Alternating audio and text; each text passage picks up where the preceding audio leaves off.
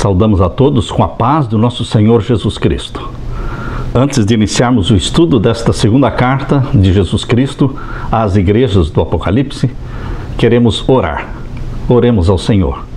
Pai querido que estás nos céus, derrama sobre mim e os meus irmãos o Espírito Santo, para entendermos as mensagens que o Senhor quer dar para nós, através desta carta escrita para a igreja de Esmirna.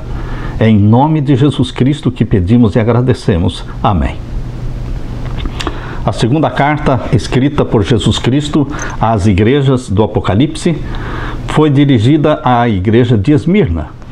Esmirna é uma cidade que ainda existe. O nome moderno de Esmirna é Izmir.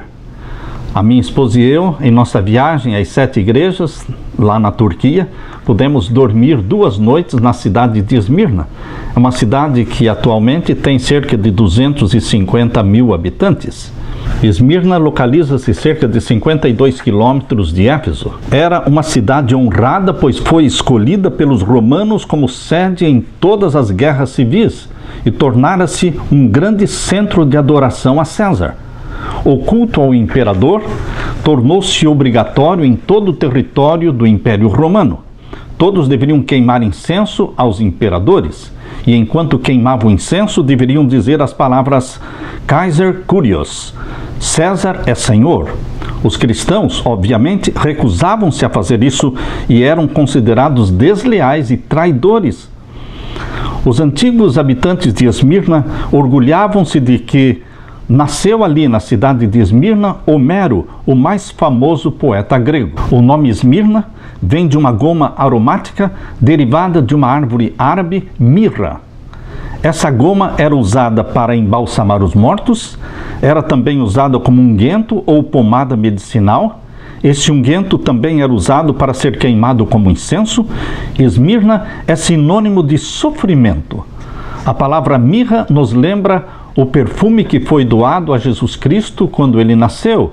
Os magos do Oriente deram para Jesus Cristo ouro, incenso e mirra, conforme está em Mateus capítulo 2 e o verso 11.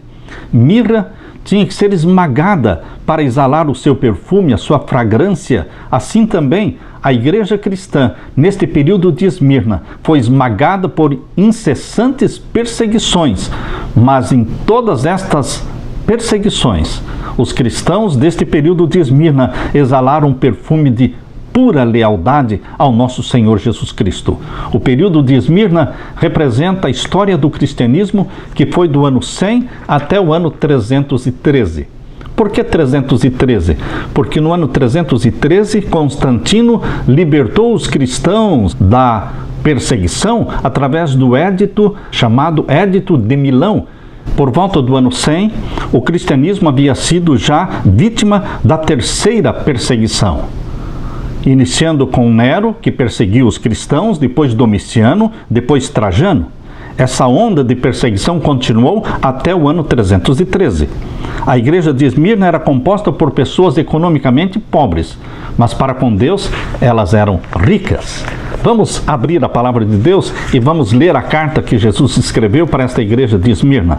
Apocalipse capítulo 2 e os versos 8 em diante. E ao anjo da igreja que está em Esmirna, escreve: isto diz o primeiro e o último, que foi morto e reviveu.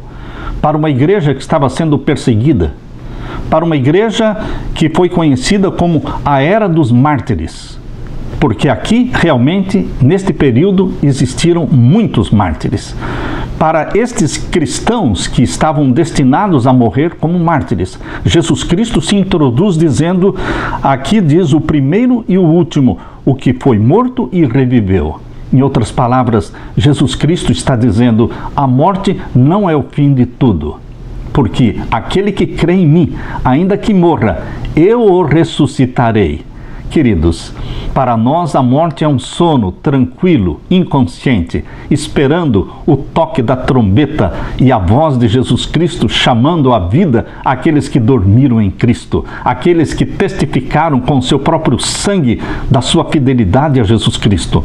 Por isso Jesus conforta os cristãos mártires de Esmirna dizendo, eu fui morto e revivi, eu estou vivo. Jesus Cristo é um Deus vivo. Quando você visita o Kremlin em Moscou, ali você vai ver uma fila de pessoas esperando para ver os corpos de Lenin e de Stalin. São milhares de pessoas cada dia que querem ver os corpos bem conservados destes líderes do comunismo. Também quando você vai a Meca, você vê ali milhares de pessoas que querem ver o corpo, os restos mortais de Maomé. Maomé viveu e morreu. Outros grandes líderes do mundo viveram e morreram, mas Jesus Cristo é diferente. Jesus se introduz à igreja de Esmirna dizendo: eu sou o que fui morto, mas eu revivi. Queridos, o anjo disse lá em Mateus capítulo 28, verso 6, para aquelas pessoas que estavam procurando Jesus Cristo dentre os mortos, que foram até a sepultura de Jesus e acharam a sepultura aberta, vazia, o anjo disse: ele não está aqui. Mateus 28, verso 6, porque já ressuscitou. Jesus Cristo é diferente de todos os fundadores de religião, porque ele fundou uma religião, ele morreu pelo seu povo, mas ele ressuscitou, ele vive para sempre, para cumprir com as promessas que ele fez para você. Ele está vivo, e porque ele vive, você também viverá, nós viveremos. Por isso Jesus Cristo disse: eu vim para que tenhais vida, e vida em abundância, porque ele é um Deus vivo. Em Apocalipse capítulo 2 e o verso 9 diz: eu sei as tuas obras. Novamente os olhos de Jesus Cristo olhando para você, dizendo: eu conheço você. Eu sei onde você mora, eu sei o seu nome, eu sei o seu salário, eu sei que você está desempregado, eu sei da sua doença, eu sei todas as coisas, eu sei as tuas obras, eu sei a sua tribulação, eu sei da sua provação, eu sei da sua angústia. Não só a tribulação, aqui diz: eu conheço também a tua pobreza. Assim como Jesus falou para os cristãos de Esmirna, que eram pobres, financeiramente eram pobres, mas eram ricos para com Deus, Jesus também olha para você, meu querido irmão, e diz: eu sei a tua pobreza, mas tu és rico. Se você ama Jesus Cristo, se você entregou a vida nas mãos de Jesus, você é rico. Aleluia! A riqueza espiritual nos aguarda, o novo céu e a nova terra nos aguardam. Eu sei a tua pobreza, mas tu és rico. E a blasfêmia dos que se dizem judeus e não o são, mas são a sinagoga de Satanás. Os judeus foram aqueles que mais perseguiram os cristãos nos primeiros séculos. Os judeus que rejeitaram a Cristo como Messias, eles não descansavam, eles perseguiam furiosamente seus irmãos cristãos. Queridos, por isso Jesus está dizendo: eu sei, sim, aqueles que se dizem judeus e não são, mas são sinagoga de Satanás. Eles foram usados por Satanás para matar os cristãos. Nada temos, diz o verso 10. Você sabia, meu querido irmão, que existe um não temas para cada dia do ano? Temos 365 dias no ano. E a Bíblia tem um não temas para cada um dos dias do ano. Não temas. Não tenha medo. Nada temas. Jesus Cristo está dizendo: eu estou contigo.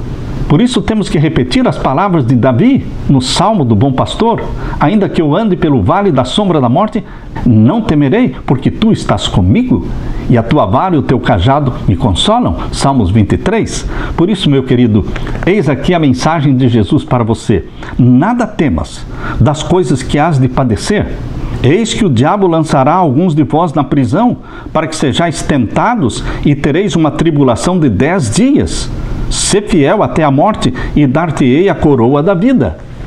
Este período de Esmirna, que foi do ano 100 até o ano 313, foi um período de incessantes perseguições. Nós temos a perseguição de Trajano, que foi imperador do ano 98 a 117. Temos a perseguição do imperador Adriano, do ano 117 a 138. Temos a perseguição de Antônio Pio, de 138 a 161. A perseguição de Marcos Aurélio, de 161 a 180. A perseguição de Sétimo Severo, que foi imperador de 193 a 211. Temos a perseguição de Maximiano, que foi imperador do ano 235 a 238. Depois veio Décius, de 249 a 251, depois veio Valério, 253 a 260, e finalmente veio Diocleciano, que foi imperador do ano 284 a 305. Esta era de mártires do período de Esmirna terminou com a perseguição grande de 10 anos, profetizada aqui na palavra de Deus. Tereis uma tribulação de 10 dias. Esses 10 anos de perseguição iniciaram com o edito de Nicomédia, no dia 23 de fevereiro de 303. E se estendeu até 313, quando Constantino fez um outro édito, o Édito de Milão, terminando com a perseguição contra os cristãos em 313. Queridos, a mensagem de Jesus Cristo aqui para você e para mim é: ser fiel até a morte e dar-te-ei a coroa da vida.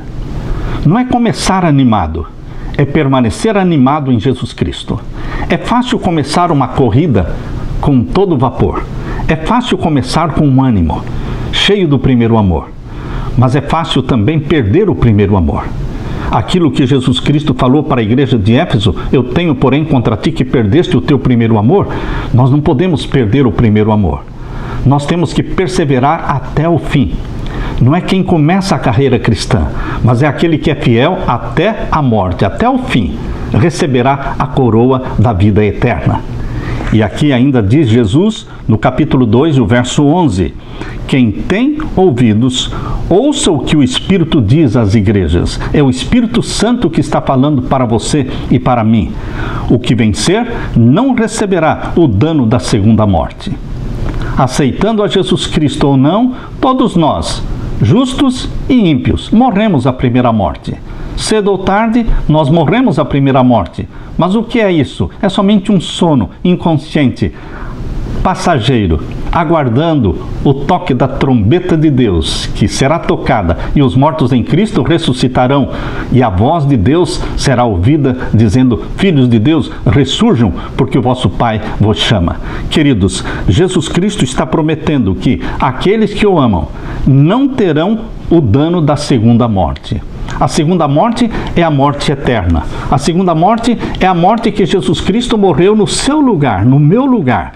Por isso nós não vamos sofrer o dano da segunda morte, porque Jesus Cristo sofreu na cruz. Quando Jesus Cristo disse: Deus meu, por que me desamparaste? Ele se sentiu abandonado pelo Pai. O Pai estava justo ali, encoberto pelas trevas que cobriam a cruz de nosso Senhor Jesus Cristo no Monte do Calvário. Mas Jesus Cristo, porque Ele assumiu os nossos pecados, Ele se sentiu separado do Pai, abandonado do Pai. Por isso Ele disse: por que me desamparaste? Jesus sofreu as agonias da segunda morte.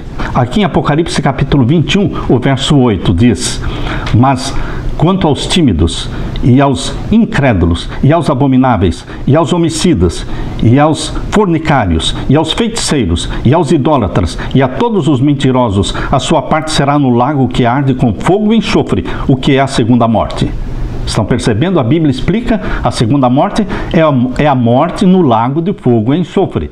Esta você e eu não vamos sofrer, aleluia, porque em Jesus Cristo temos vida.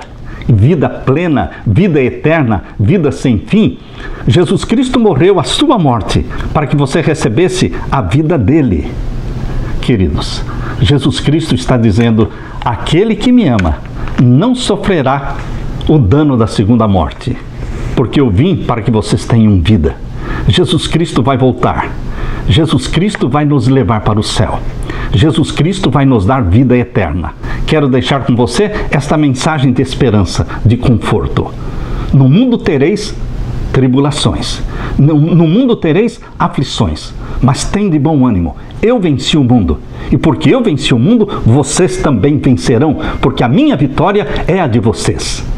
Fique, portanto, meu querido irmão, com a paz e com o conforto do nosso querido Jesus. Amém.